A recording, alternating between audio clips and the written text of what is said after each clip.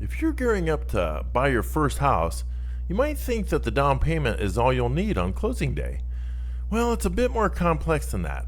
In this brief video, I'll break down the parts that make up the cash to close so that you can feel relaxed and prepared. So let's get started.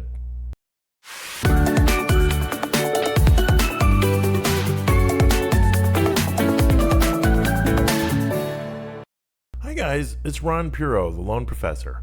As I mentioned, many people assume that the only thing you need to bring to closing is the down payment.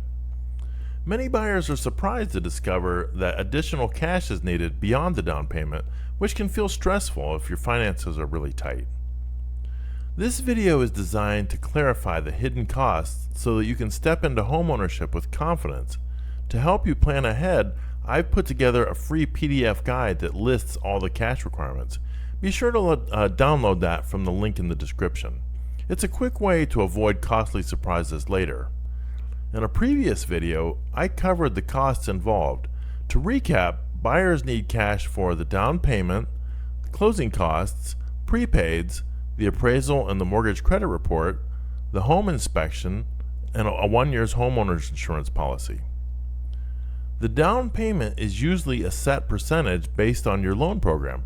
For example, a typical FHA purchase requires 3.5%. Closing costs are also required and are detailed in the loan estimate. This document must be provided by lenders within 3 business days of when you make a loan application.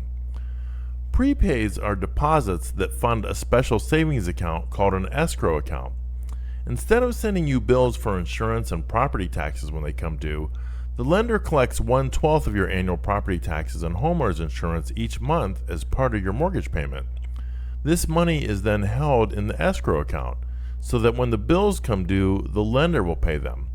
At closing, you'll still need to deposit money into the escrow account to cover a 1-month cushion plus for the first 2 months of payments, because your first mortgage payment doesn't start until the month after the first full month post-closing.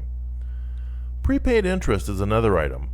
Mortgage payments are due on the first of the month, but most people end up closing on a different day. For example, let's say you closed on the 15th.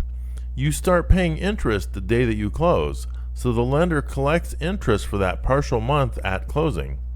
Since you're paying it in advance, this is called prepaid interest. I cover this in more detail in a different video about mortgage payments. In addition to down payment, closing costs, and prepaids, you must also pay for the appraisal and for the mortgage credit report. The lender usually asks for a check or a credit card number to cover these things when you apply for your loan. You also need to pay for a home inspection. While not technically required and not part of the closing costs, it's highly recommended to identify any major structural issues. A 1-year homeowner's insurance policy is required by the lender. This is purchased separately and paid directly to your insurance agent. At the bottom of page 2 of the loan estimate, you'll see the county charges, including the conveyance fee, which is a tax for transferring property ownership, and the recording fee for the deed and the mortgage. So now that we've covered the buyer charges, let's talk about credits that can reduce the cash needed at closing. The seller must credit you for property taxes from the last payment date to closing. For example, in Franklin and Delaware counties, taxes are due in January and July. If you close in mid-October, the seller credits you for the period from July through the closing date.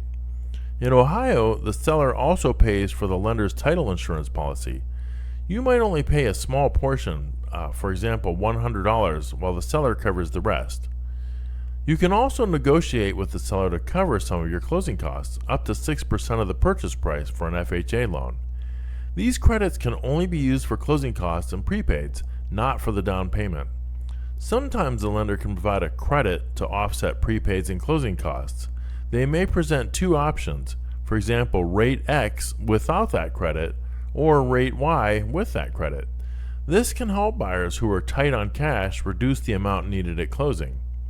The process may seem confusing, but the best approach is to present your lender with a detailed list of these items, so that way you can discuss what to expect and go into closing with confidence and less stress.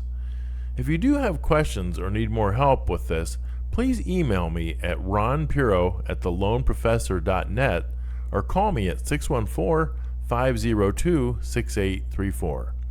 Well, I hope you found this video helpful and informative, and as always, happy home buying.